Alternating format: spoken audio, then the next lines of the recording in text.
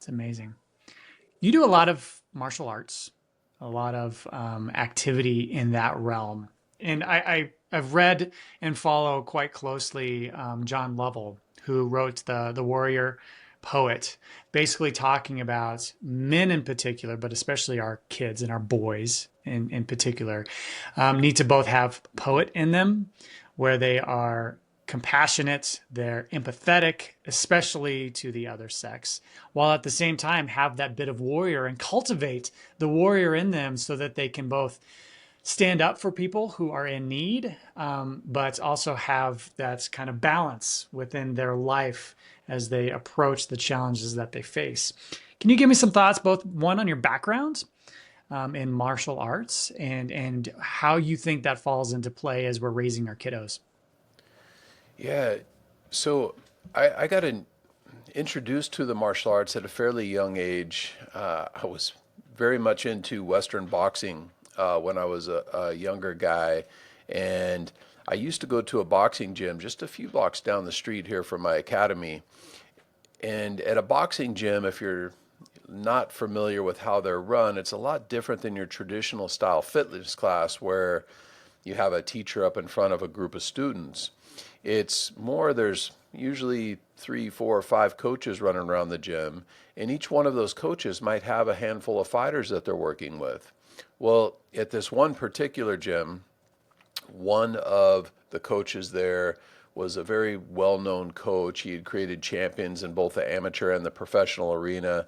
And I really wanted to get to spend some time with him, but he had a full card and he wasn't taking on any new athletes. And so I would always show up at the gym when I knew he was going to be there. I'd work hard. I'd try to get him to notice me. And, I followed him around for about 3 or 4 months. And finally, he started giving me some pointers and helping me out a little bit. And it was only about maybe 2 or 3 weeks of getting to work with him when he said something to me that changed my life forever. And that he said, if you really want to be a good boxer, you should start doing meditation and Tai Chi. Now, at the time, I was this 19-year-old kid thinking, isn't that for like old people in the park? How's that going to help me be a better fighter?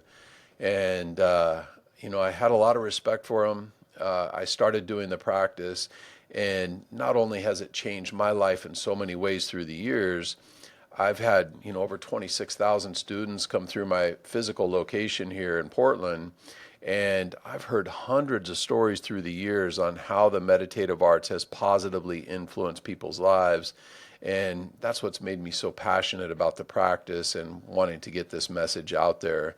And, as far as martial arts kind of related to our kids, I think it's one of the best things you can do for your kids.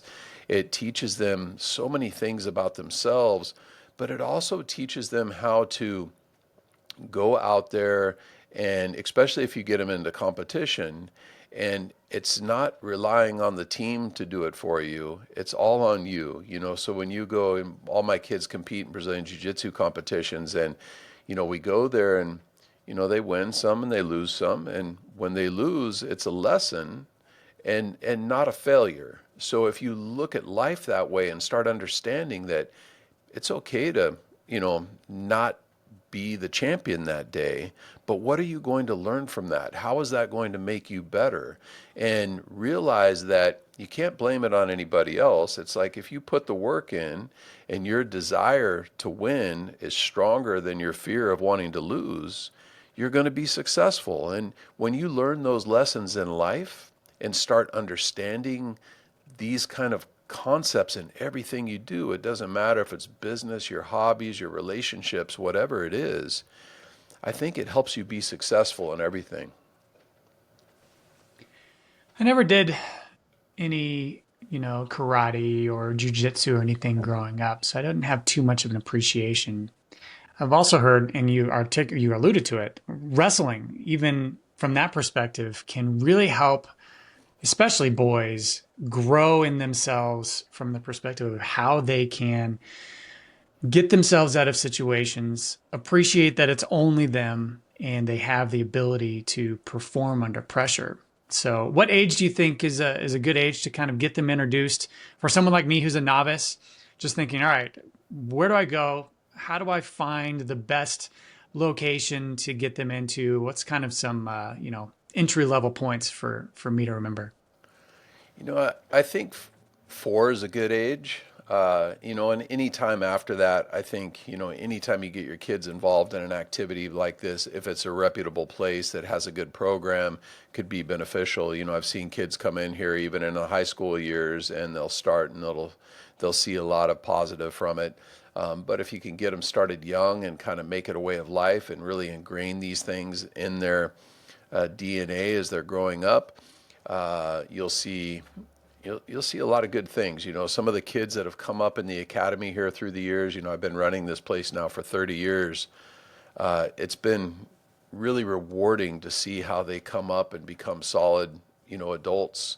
And it's sometimes I'll have people come back here after 10 years. They'll go off to college and go get married and go do their thing, and they'll just stop by and they'll say, "Oh, thank you so much for everything. It's done this and done that," and you'll hear all these stories from people that have been around or came up in the academy. And I really think it's a great gift that you can give your children, is to get them involved in something like this. Yeah, there's always so many activities, and that's the challenge, right? And kind of like we talked about at the beginning, when you and I were growing up, we didn't have 500 activities and after school things. We spent a lot of time outside playing in the grass. So that's kind of the balance, and the challenge is, okay, we've got soccer, we've got baseball, we've got all these things, but making time for something like wrestling or martial arts or any of that sounds like that might be something to make a priority.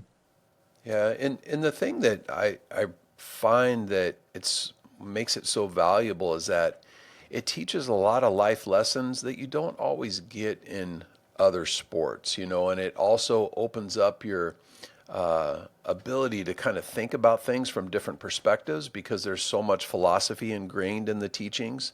And so it really is, I wouldn't say it's not a sport like soccer or baseball. However, it kind of is in a little bit of a different category, because there's so much more life lessons ingrained in the practice than there is. And I'm all about sports, so I'm not saying don't do sports, because I love them. Both of my kids are in sports, and but it is a little bit different in that there's a lot more applicable life lessons that you can pick up from doing something like this than playing baseball.